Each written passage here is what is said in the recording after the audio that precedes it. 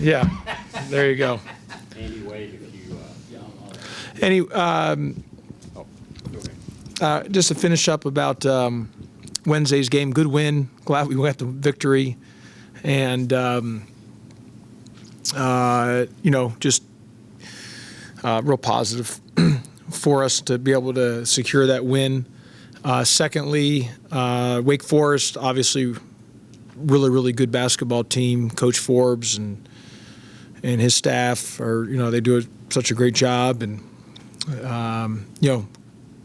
they're really good and well coached, and they got a lot of really good players, and they can score the ball. They're one of the best offensive teams, not only in the ACC but in the entire country, and we'll have to play really well. Play really, really well if we want an opportunity to win the game on Saturday afternoon at 5 o'clock. Josh, the day after a game where it's pretty intense and some of your players played a lot of minutes like Lance, do you change the way you practice the next day? Well, look, there's only so much you can do. You're going to get a lift in and team talk, get shooting in, because guys played a lot of minutes and you got a quick turnaround on Saturday. So we'll use our heavy preparation day for today, and plus with film and everything. So at this point of the year, you're getting to mid-February or close to mid-February. You just being fresh and having great energy and being physically and mentally fresh, I think, is important. So you still got to work, and we still practice hard and grind. But I think when you play that intensive a game and the amount of minutes the next day, if it's not an off day but a work day, you're a little more guarded on how much you can do. And then, like today, we'll really get after it. As you went with the small lineup against Notre Dame, who's a bigger team in terms of length and size. Do you feel like that maybe is an advantage at this point, just to let your guards kind of try to carry things, and then Javon or whoever has the hotter hand, or Jalen Moore or whoever goes in the middle? Yeah, Kelly. Look, I've said a lot of times about it's a guards game.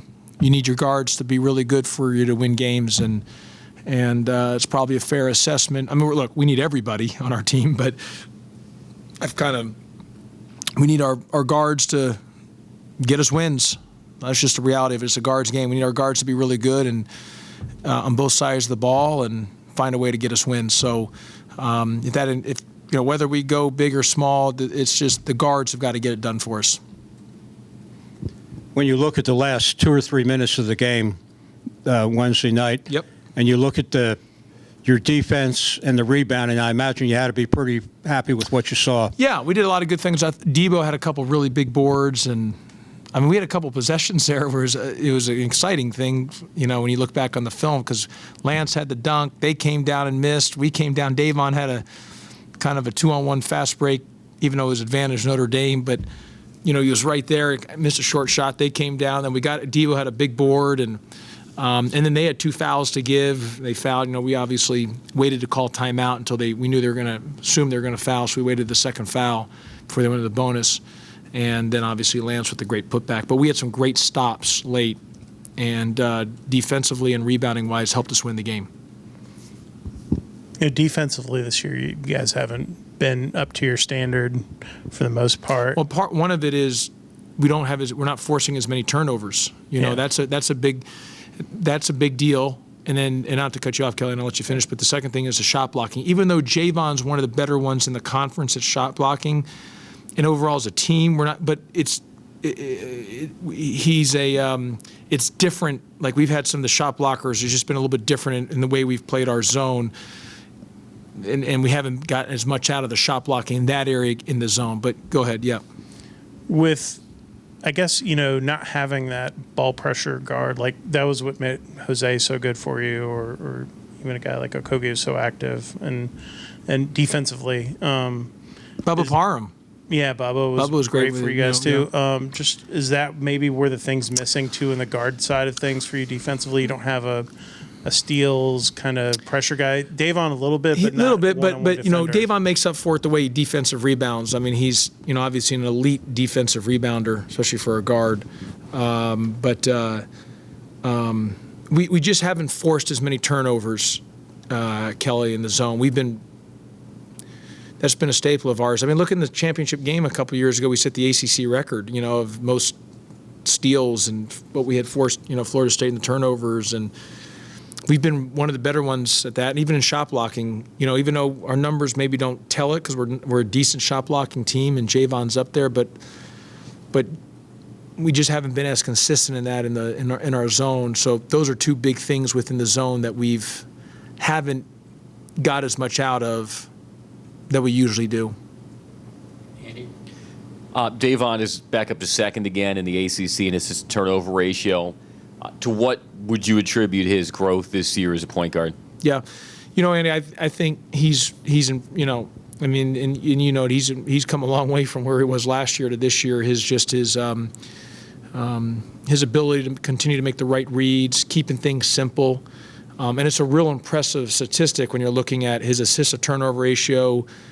I mean, he's got a chance to lead the ACC in assist to turnover ratio, and I've got to imagine, Andy, you probably would know this better than anybody, maybe the leading guard rebounder for guards in the ACC. I would assume that he is. So, I mean, those are really good stats out of that, and I think that goes along to our way of player development. I mean, it's been a staple of ours. It's been what we've hung our hat on, and it has shown again in a guy like Davon Smith. Having Smith and Franklin on the floor at the same time, does that allow you to do maybe some different things offensively? Well, with Javon Franklin and Davon Smith, you have two guys who are high level athletes, and maybe gives you a little more athleticism in some areas. So, but those two guys have been doing, had a great game on Saturday or on Wednesday, and heck, Javon, if I'm not mistaken, I don't have it right, Moose. I mean, last game I don't know what he had. And then North Carolina State, he had a great stat line. But even like NC State, he had a great stat line, and Louisville, I think he had a 13.3 and 9.7 last three games. So he's been good. I mean, he's basically doing a double-double. And how many blocks? You have the blocks, Andy, or in the last three games? So, and 3 blocks as well. It's just a pretty good stat line.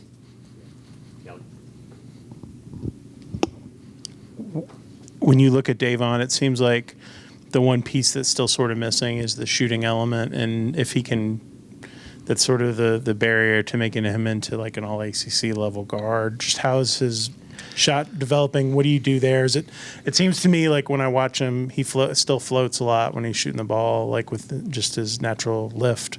But kind of how do you continue to develop that and build confidence? Because he shows at times he can do it. Yeah, and he hit a big 3 against Notre Dame in the first half there, and he's hit a couple of shots. I mean, heck, versus Clemson to start the game, we hit a big 3. Had one against Duke. He just has to.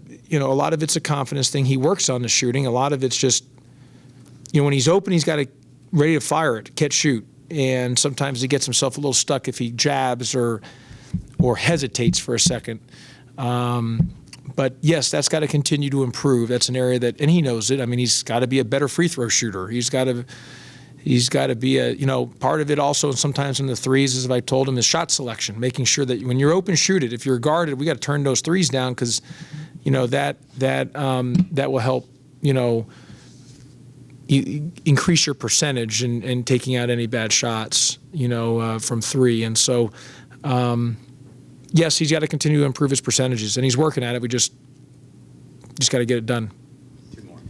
You talked about player development with Davon, but you also have the 2 transfers. It appears to me that they've made some great development this year. Is that something you can sell to transfers in the portal when you try to recruit? Yeah, I think we've done a good job with transfers. I mean, Javon Franklin has improved, and obviously Lance Terry, I wish we had him a couple of those games when he was injured, and he's gotten better. And you look at some of the years past of guys that we've had who's transferred, and whether it's James Banks or Jordan Usher and Bubba Parham. So we've done a nice job with transfers. We've gotten guys better. I think that's been.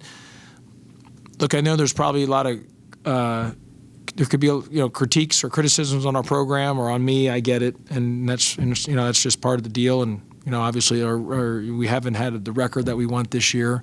But I think one of the things we've done really well in our time here is we have gotten guys better. For the most part, we have really done a nice job on developing and getting guys better. Kelly, last one. How important is it to continue some momentum, as you trying to, write what you can out of the season here? No, well, Kelly, I told the guys before after the NC State game, I sent a group text just saying, hey, look, we got an 8-game season, 4 home, 4 away. This was, this was Saturday night. And then we got a tournament championship in Greensboro. So, I said, we just have to break the season down that way. 4 home, 4 away, and a tournament championship in Greensboro. So we're 1-0. And in an 8-game season, basically, is how we look at it. So, yes, we got to try to continue to get some wins. I mean, we got 3 home and 4 away, and then after Saturday we'll have 3 and 3, and then you got Greensboro. So we just gotta keep fighting, grinding, plugging, and trying to, get as many wins as we can, and hopefully we can continue that momentum on tomorrow at 5. But obviously it's it's another good team. It's the ACC. It's at their place, and they're really good. So it'll be a great challenge for us. Thanks, Coach. Okay, thanks everybody.